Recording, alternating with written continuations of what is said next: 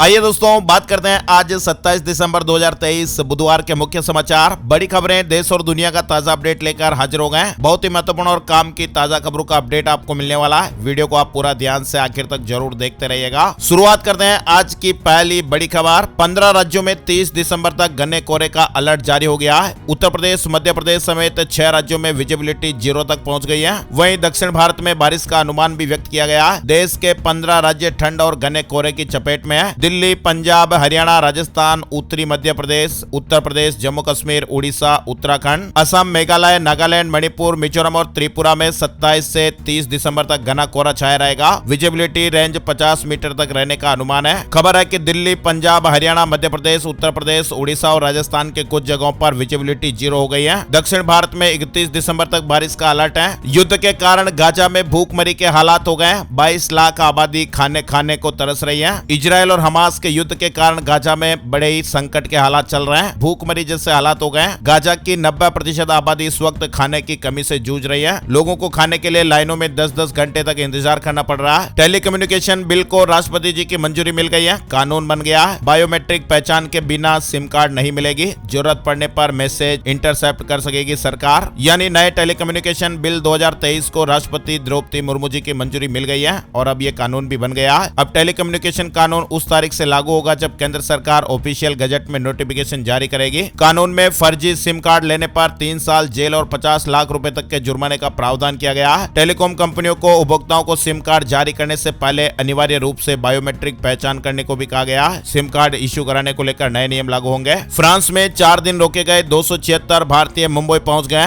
Airport पर CISF ने पूछताछ की। मानव तस्करी के शक में फ्रांस में 4 दिन रोका गया प्लेन मंगलवार सुबह मुंबई आ गया। अमित शाह के पश्चिम बंगाल के दौरे के बीच बीजेपी ने 15 सदस्यीय टीम घोषित की है। 2024 में मोर्चा संभालेगी। भारतीय जनता पार्टी ने पश्चिम बंगाल में लोकसभा चुनाव की तैयारियों को गति देने के लिए 15 सदस्यीय चुनाव प्रबंधन कमेटी का ऐलान कर दिया है। प्रदेश के नेताओं के साथ साथ केंद्रीय नेताओं को भी कमेटी में जगह मिली है। डीप फेक के बढ़ते मामलों के बीच सरकार ने सोशल मीडिया प्लेटफॉर्म को एडवाइजरी जारी की है। इलेक्ट्रॉनिक्स और आईटी मंत्रालय ने मंगलवार को सोशल मीडिया प्लेटफॉर्मों को एक सलाह जारी की। डीप फेक के मुद्दे से निपटने के लिए मौजूदा आईटी नियमों का पालन करने का निर्देश दिया गया है। डीप फेक के बारे में आपको बता दें, किसी और के वीडियो पर किसी और का चेहरा लगाकर पेश किया जाता है। पहली नजर में वो असली लगता है। Deep fake artificial intelligence based है और इसे फिल्मों में भी यूज किया जाता है। पीएम मोदी ने की सऊदी अरब के क्राउन प्रिंस से मोहम्मद बिन सलमान से वार्ता। पश्चिम एशिया महत्वपूर्ण मुद्दा रहा। पीएम मोदी ने सऊदी अरब के क्राउन प्रिंस और प्रधानमंत्री मोहम्मद बिन सलमान के साथ बातचीत की है और इस दौरान दोनों नेताओं ने पश्चिम एशिया की स्थिति पर विचारों का आदान प्रदान किया। साथ ही आतंकवाद और हिंसा के बारे में भी चिंताओं को साझा किया। पीएम मोदी की बुधवार को वरिष्ठ नौकरशाहों के साथ बैठक होगी। आम चुनाव से पहले ये बैठक महत्वपूर्ण मानी जा रही है। इसकी अध्यक्षता खुद प्रधानमंत्री नरेंद्र मोदी जी करेंगे और इस बैठक में सभी राज्यों के चीफ सेक्रेटरी भाग लेंगे। इस बैठक में पीएम मोदी केंद्र की सरकारी योजनाओं को लेकर भी रिपोर्ट लेंगे। साथ ही आपको बता दें, गुरु गोविंद सिंह जी के बेटों की शहादत को याद करने के लिए 26 दिसंबर को वीर बाल दिवस मनाया गया। इस मौके पर दिल्ली के भारत मंडपम में कार्यक्रम आयोजित हुआ जिसमें पीएम नरेंद्र मोदी भी पहुंचे। पीएम मोदी ने कहा कि आजादी के अमृत काल में वीर बाल दिवस के रूप में एक नया अध्याय शुरू हुआ। गुरु गोविंद सिंह और उनके 4 बेटों की वीरता हर भारतीय को ताकत देती है। ये दिवस उन वीरों के शौर्य की सच्ची श्रद्धांजलि है। पीएम मोदी ने आगे कहा कि हमने पिछले साल से यह दिवस मनाना शुरू किया था और इस साल कई देशों में यह कार्यक्रम मनाया गया। पीएम मोदी के यूट्यूब चैनल पर 2 करोड़ सब्सक्राइबर हो गए। ये मुकाम हासिल करने वाले दुनिया के पहले लीडर। ब्राजील के पूर्व राष्ट्रपति दूसरे नंबर पर हैं। प्रधानमंत्री नरेंद्र मोदी जी के यूट्यूब चैनल में सब्सक्राइबर्स की संख्या 20 मिलियन हो गई है। आसान शब्दों में समझे तो पीएम मोदी जी के यूट्यूब चैनल पर 2 करोड़ लोग जुड़ गए हैं। चलिए आगे बढ़ते हैं। बड़ी खबर, भारत ने अरब सागर में 3 वॉरशिप तैनात किया है। रक्षा मंत्री जी ने कहा कि भारत आ रहे जहाज के हमलावरों को समुद्र तल से भी खोज निकालेंगे। दरअसल भारत आ रहे मालवाहक जहाज कैंप प्लूटो पर 23 दिसंबर को हुए हमले के बाद नौसेना ने अरब सागर में 3 युद्धपोत तैनात कर दिए हैं। इसके अलावा निगरानी और इलाकों के बारे में जानकारी बनाए रखने के लिए P-8I विमान को भी तैनात किया गया है। नहीं थम रही देश में कोरोना की रफ्तार। देश भर में कोरोना वायरस संक्रमण के बीते 24 घंटे में 412 नए मामले सामने आए हैं, जिसमें ज्यादातर मामले कोविड-19 के सब वेरिएंट J.1 के हैं। एक्टिव मामलों की संख्या 4170 पर पहुंच गई है। XBB जैसा है J.1 पहचान करना भी मुश्किल हो रहा है। कोरोना के नए वेरिएंट को लेकर एक्सपर्ट ने डराने वाली बात बताई है। घबराने की बात नहीं है, सतर्क रहने की जरूरत है। एक्सपर्ट कह रहे हैं कि अभी तक तो ये नया वेरिएंट नॉर्मल फ्लू ही नजर आ रहा है। जब तक अस्पताल में मरीजों की संख्या में इजाफा नहीं होता तब तक घबराने की कोई बात नहीं है। अभी तक जो स्थितियां देखने को मिल रही है उसे देखते हुए ये कहा जा सकता है कि मरीज आसानी से 2 से 5 दिन में ठीक हो जाते हैं। कोविड के वायरस आते जाते रहेंगे और केसों में भी उतार चढ़ाव देखने को मिलता रहेगा। भारत ने यूएई को पहली बार रुपए में पेमेंट किया। जुलाई में एग्रीमेंट किया था। 35 देशों के साथ भारतीय करेंसी में पेमेंट सेटलमेंट की तैयारियां। भारत ने संयुक्त अरब अमीरात यानी यूएई को क्रूड ऑयल के लिए पहली बार रुपए में पेमेंट किया। ये payment 10 lakh barrel crude oil के लिए किया गया। सरकार ने जुलाई में यूएई के साथ रुपए में सेटलमेंट के लिए एग्रीमेंट साइन किया था। रुपए में सेटलमेंट से भारत को 5 बड़े लाभ मिलेंगे। रुपए की ग्लोबली साख और पहचान बढ़ेगी। डॉलर पर डिपेंडेंसी कम होगी। ट्रांजैक्शन कॉस्ट में भी कमी आएगी। डॉलर का एक ऑप्शन भी बन सकता है। साथ ही पेमेंट सेटलमेंट तेज और आसान होगा। उत्तर प्रदेश से जुड़ी बड़ी महत्वपूर्ण खबर है। यूपी पुलिस भर्ती अभी निकली हुई है और यूपी पुलिस भर्ती में आयु सीमा में छूट मिलेगी। सीएम योगी जी ने निर्देश जारी किया। मुख्यमंत्री योगी आदित्यनाथ ने प्रमुख सचिव गृह को इस बार होने वाली पुलिस भर्ती में अभ्यर्थियों की आयु सीमा में 3 साल की छूट दिए जाने के निर्देश दिए हैं। ये छूट सभी वर्गों के अभ्यर्थियों को मिलेगी। विनेश फोगाट का खेल रत्न अर्जुन अवार्ड लौटाने का ऐलान। सोशल मीडिया पर पीएम को 2 पेज की चिट्ठी लिखी। छत्तीसगढ़ में नए साल से मुफ्त चावल मिलेगा। करीब 68 लाख परिवारों को फायदा मिलेगा। कलेक्टर्स को निर्देश जारी हो गए। छत्तीसगढ़ सरकार ने नए साल से ही मुफ्त चावल देने का फैसला ले लिया। सहाय सरकार नए साल से 5 साल तक गरीब परिवार को मुफ्त चावल देगी और इस फैसले के तहत राज्य के 67,92,153 राशन कार्ड धारक परिवारों को फायदा मिलेगा। ये मुफ्त चावल उचित मूल्य की दुकानों के जरिए लोगों को दिया जाएगा।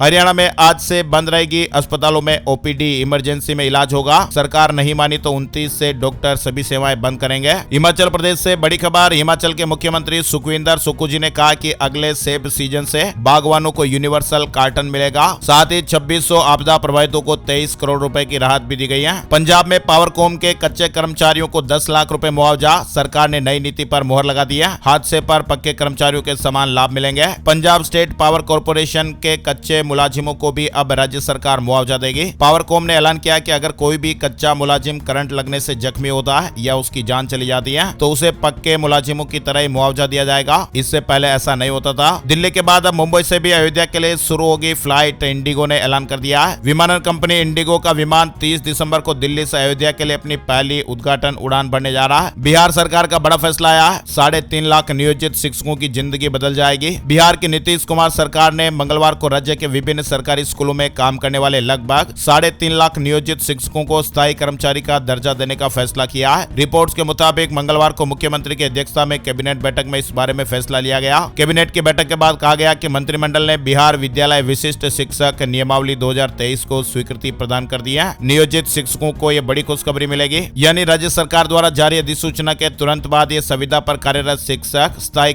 सरकारी कर्मचारी की स्थिति के साथ विशिष्ट शिक्षक के रूप में जाने जाएंगे। इन विशिष्ट शिक्षकों को नया वेतनमान पाने और प्रमोशन के लिए भविष्य में 3 मौके भी दिए जाएंगे। यूपी सरकार 4 एक्सप्रेसवे पर ई चार्जिंग स्टेशन लगाएगी। ग्रीन हाइड्रोजन पॉलिसी जारी होगी। यूपी सरकार की योजना 4 एक्सप्रेसवे बुंदेलखंड, पूर्वांचल, आगरा, लखनऊ और गोरखपुर लिंक एक्सप्रेसवे पर ई चार्जिंग बुनियादी ढांचा विकसित करने की है। सीबीएसई ने झारखंड के 17 स्कूलों की मान्यता को रद्द कर दिया। सीबीएसई की ऑफिशियल वेबसाइट पर आप ये डिटेल देख सकते हैं। नोटबंदी से लेकर अनुच्छेद 370 तक 2023 में सुप्रीम कोर्ट ने कई ऐतिहासिक फैसले सुनाया, यानी सुप्रीम कोर्ट के लिए साल 2023 भी महत्वपूर्ण रहा। महत्वपूर्ण घटनाक्रमों के वर्ष 2023 में कई बड़े फैसले सुनाए गए। जम्मू कश्मीर को विशेष दर्जा देने वाले अनुच्छेद 370 को खत्म करने, नोटबंदी संबंधी केंद्र के निर्णय को बरकरार रखना, समलैंगिक विवाह को कानूनी मान्यता देने से इंकार किए जाने समेत कई बड़े निर्णय शामिल हैं। अलग से वीडियो में हम आपको इसकी पूरी डिटेल और बताएंगे। बड़ी खबर है, युवाओं के साथ हुए अन्याय को नहीं सहेंगे। राजस्थान से जुड़ी बड़ी खबर आ रही है। पेपर लीक के दोषियों को सजा दिलाएंगे। मुख्यमंत्री भजनलाल शर्मा जी ने यह बात कही है। उत्तर प्रदेश में मौसम का मिजाज बिगड़ेगा। आईएमडी ने अलर्ट जारी कर दिया। यूपी में अगले 3-4 दिनों के दौरान ठंड में और इजाफा होगा और इस दौरान सुबह शाम घना कोहरा भी छाया रहेगा। मध्य प्रदेश में फिर चला मोहन यादव सरकार का बुलडोजर। पेट से बांधकर 4 लोगों ने एक बैल की हत्या की थी। इन 4 लोगों के घरों पर एमपी प्रशासन ने बुलडोजर चला दिया। प्रशासन ने बताया कि आरोपियों के मकान के अवैध हिस्से को हटाया गया। सावधान रहिए दोस्तों, बड़ी महत्वपूर्ण खबर है। अगर आप भी एल्यूमिनियम फॉइल में पैक करते हैं खाना तो सावधान रहिएगा। एल्यूमिनियम फॉइल में खाना पैक करना सही है, लेकिन अगर लंबे समय तक इसका इस्तेमाल किया जा रहा है तो ये सेहत को नुकसान भी पहुंचा सकता है, खास करके तब ज्यादा जब एल्यूमिनियम फॉइल में एसिडिक फूड देर तक रखा जाए तो ये नुकसानदायक हो सकता है। दिल्ली मेट्रो में डिजिटल लॉकर सर्विस शुरू हो गई है। देश की राजधानी दिल्ली में करोड़ों लोग रहते हैं और ट्रैफिक से बचने के साथ साथ अपने सफर को किफायती बनाए रखने के लिए मेट्रो में सफर किया करते हैं। दिल्ली मेट्रो में रोजाना लगभग 50 लाख से अधिक यात्री सफर करते हैं। जिनमें से ज्यादातर लोग ऑफिस आने जाने के लिए मेट्रो को अपनाते हैं। दिल्ली मेट्रो में सफर करने के दौरान यात्री अपने सामान को डिजिटल लॉकर में रख सकते हैं। हालांकि इस सुविधा का लाभ आप ऐप के जरिए उठा पाएंगे। मोमेंटम 2.0 ऐप से आप डिजिटल लॉकर की बुकिंग कर सकते हैं। अब घुटने की हड्डी से मृतक की पहचान करना आसान होगा।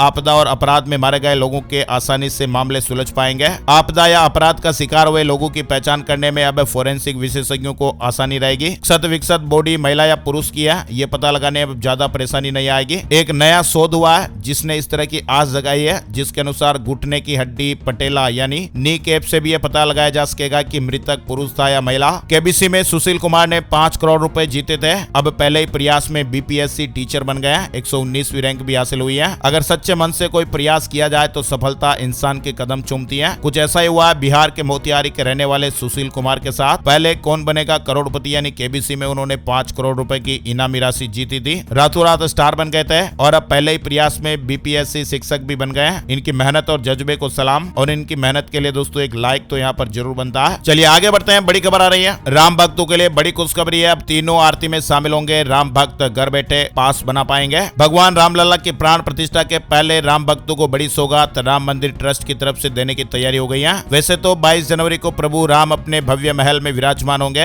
राम भक्तों की संख्या भी लगातार बढ़ रही है। अब ऑनलाइन के माध्यम से राम भक्त रामलला की आरती में शामिल होने के लिए पास भी बनवा सकते हैं। राम मंदिर ट्रस्ट के द्वारा अधिकृत की गई वेबसाइट के जरिए रामलला की आरती का पास जारी होगा। हज के लिए सऊदी अरब ने रजिस्ट्रेशन प्रक्रिया शुरू कर दी है। साल 2024 में हज पर जाने वालों के लिए गुड न्यूज आई है। सऊदी अरब ने सोमवार को यह घोषणा की है कि हज 2024 के लिए हाजी का आधिकारिक पंजीकरण प्रक्रिया शुरू हो गई है। 1 जनवरी से हेल्थ इंश्योरेंस खरीदने का तरीका भी बदल जाएगा। हेल्थ इंश्योरेंस खरीदना अब आसान होगा। साल 2024 यानी नया साल 1 जनवरी 2024 को लागू होने के साथ ही हेल्थ इंश्योरेंस खरीदने से जुड़ा एक नया नियम भी लागू होने जा रहा है। ग्राहकों को एक कस्टमर इंफॉर्मेशन शीट अनिवार्य रूप से मिलेगी। ग्राहक को पॉलिसी के बेसिक फीचर्स के बारे में भी जानकारियां दी जाएगी। बीमा को लेकर यह नया नियम नए साल से लागू हो जाएगा। 2.5 करोड़ लोगों को रामलला के दर्शन कराएगी बीजेपी। 543 लोकसभा सीटों से 5-5 हजार लोगों को अयोध्या लाया जाएगा। सांसद और विधायकों को इसकी जिम्मेदारी दी गई है। जिन राज्यों में बीजेपी का कोई सांसद या विधायक नहीं है, वहां का प्रतिनिधि 2-2 हजार लोगों की व्यवस्था करेगा। सांसद और विधायक को लिस्ट तैयार कराने की जिम्मेदारी दी गई है। जनवरी में बैंक 16 दिन बंद रहेंगे। 4 रविवार है, 2 शनिवार के अलावा अलग अलग जगहों पर 10 दिन कामकाज नहीं होगा। बैंकों की छुट्टियां हर राज्य में अलग अलग रहती हैं। कुछ दिनों की छुट्टियां कॉमन रहती है, लेकिन कुछ राज्यों में त्योहार विशेष मतलब अलग अलग राज्य में अलग अलग छुट्टी बैंकों की रहती है। आरबीआई की ऑफिशियल वेबसाइट पर आपको इसकी विस्तृत डिटेल भी मिल जाती है। राजस्थान से जुड़ी खबर है, 50,000 महात्मा गांधी सेवा प्रेरकों की भर्ती रद्द हो गई है। कांग्रेस सरकार का एक और फैसला बदल गया है। 1500 कलाकारों ने एक साथ तबला बजाया, गिनीज में दर्ज हो गया। ग्वालियर में सीएम ने कहा कि कुंभ जैसा नजारा दिखा। 25 दिसंबर को मध्य प्रदेश में तबला दिवस मनेगा, यानी ग्वालियर किले पर सोमवार 25 दिसंबर की शाम को एक अद्भुत नजारा देखने को मिला था। यहाँ पर 1500 तबला वादकों ने एक साथ तबले पर थाप देकर वर्ल्ड रिकॉर्ड बनाया। सीएम ने ऐलान किया कि मध्य प्रदेश में अब हर साल 25 दिसंबर को तबला दिवस मनाया जाएगा और ऐसे कार्यक्रम भी आयोजित होंगे। हिमाचल में क्रिसमस पर रोहतांग आए रिकॉर्ड 85,000 टूरिस्ट। शिमला में 25,000 गाड़ियां एंटर हुई। दिल्ली अमृतसर की 11 फ्लाइट जयपुर एयरपोर्ट पर उतरी, कोहरे के कारण डाइवर्ट की गई। 2 फ्लाइट कैंसिल होने से हंगामा भी देखने को मिला। छत्तीसगढ़ में भूकंप के झटके महसूस हुए हैं। छत्तीसगढ़ के अंबिकापुर में भूकंप के झटके महसूस हुए। रिक्टर स्केल पर तीव्रता 3.3 मापी गई। भूकंप 26 दिसंबर को दोपहर 2:30 बजे के लगभग देखने को मिला। इंदौर में प्रजापिता ब्रह्मा कुमारी का आयोजन 5 जनवरी को। बड़ी खबर है, हरियाणा सरकार को हाईकोर्ट का झटका। टीजीटी में सामाजिक आर्थिक मानदंड के 5 अंक देने पर रोक। 7,471 पदों पर भर्ती होनी है। हरियाणा कर्मचारियों की कैशलेस मेडिकल योजना में देरी। ड्राफ्ट तैयार नहीं होने से अब जनवरी 2024 से लाभ मिलेगा। 1340 बीमारियां इसमें कवर होगी। हरियाणा के 3.5 लाख सरकारी कर्मचारियों को कैशलेस मेडिकल योजना का लाभ इस साल नहीं मिल पाएगा। ड्राफ्ट नहीं बन पाने के कारण अब इस योजना का कर्मचारियों को लाभ जनवरी 2024 से मिलेगा। इस तरह की रिपोर्ट्स और खबरें।